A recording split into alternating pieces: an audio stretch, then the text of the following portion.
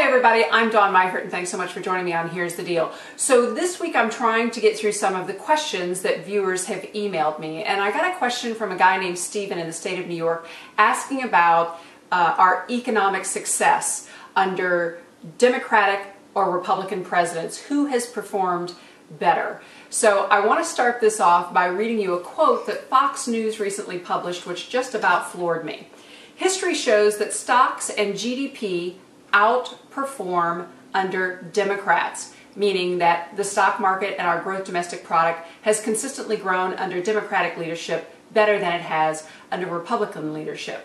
So I want to go through some stats really quickly to kind of put this in a more clear perspective. The fastest years of economic growth have taken place under two Democratic presidents, Roosevelt and Clinton. Democratic presidents presided over 16 of the 20 fastest growing economic years. Since 1932, growth under Democrats has averaged about 4.8% per year.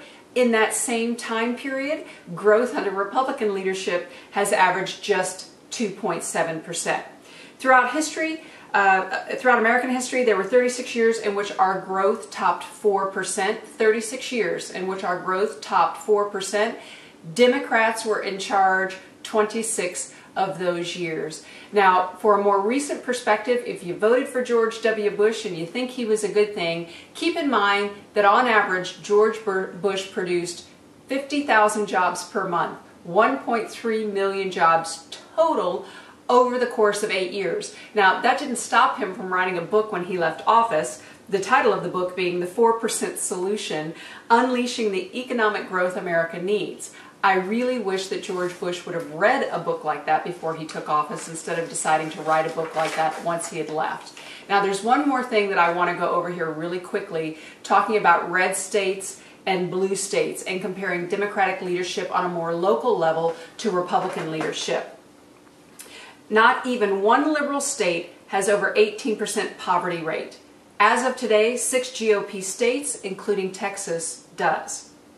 Not even one liberal state has over 8% of its population being abused through earning lower than minimum wage. But right now, 9 GOP states do, including the state of Texas. Not even one liberal state has over 17% of its population living in a food insecure environment.